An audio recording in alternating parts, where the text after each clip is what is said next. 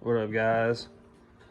I'm out here. I just figured I'd make a little video on how to get a G-body to work decently on a budget. All right. We can start off up here on the front of the blue cheese. That's what I call this car. It's an 87 SS T-top. And so I run, it's just for now, you know what I mean? It works really good, like I said, on a budget still. I've cut 1.2s, you know, on a radial, bottom 1.2s with this setup. I mean, this is nothing, all right? Stock upper control arms, stock lower control arms, stock spindles, okay?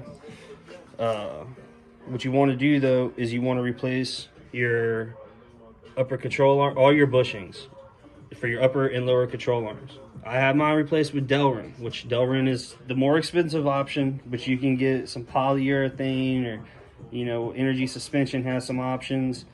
You know, get what you can afford, but definitely replace it. You know, it takes a few hours, but it's worth it. You need to do your ball joints too.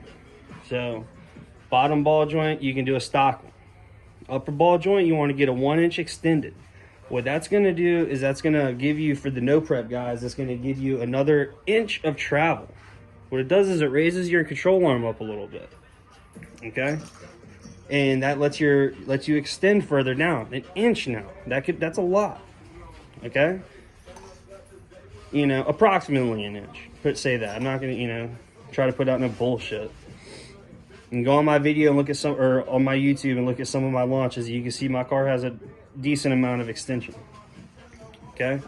And then I just got Viking Crusaders up here, double adjustable for standard height. They'll ask you if you want one for a lowered car or standard.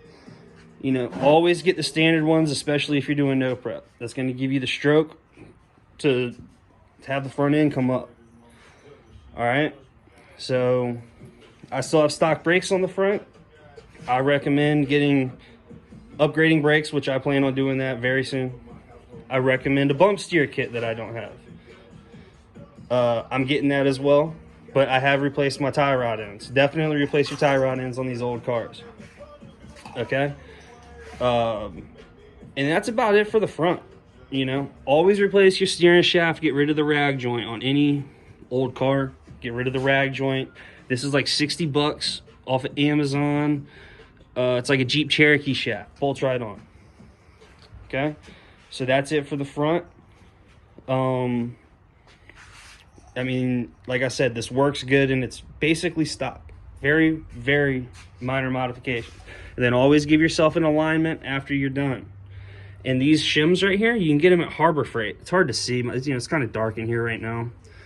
But yeah, those shims right here to align it, Harbor Freight makes it so easy. This is all the small things. And then, so we can go out here to the back real quick. I'm running a 12 bolt. One thing that's major when you're doing your rear suspension is you want to get as much as you can spherical on your control arms, okay?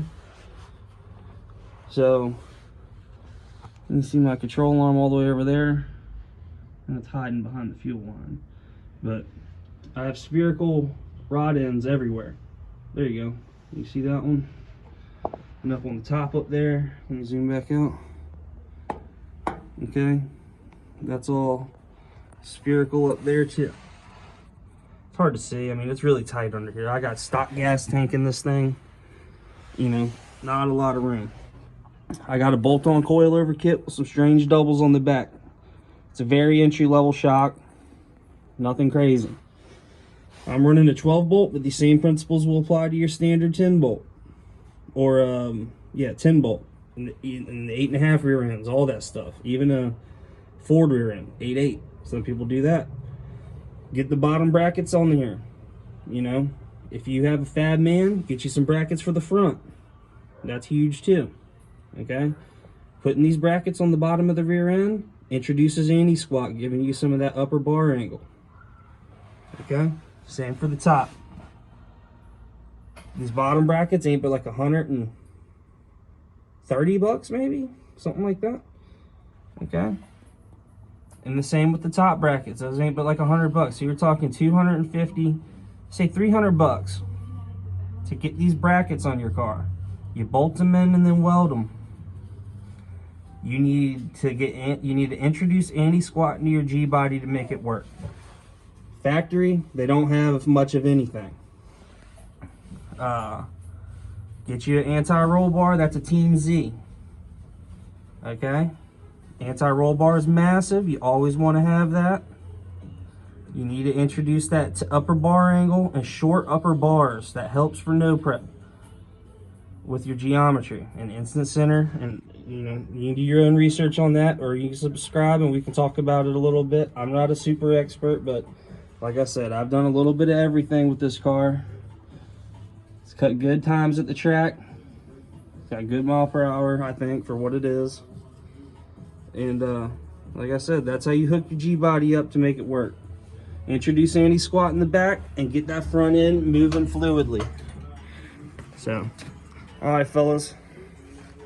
Subscribe if you want to see some more content. Comment questions, and we can talk about it. Get you hooked up, and we can talk about my setup if you want. All right, fellas. Later.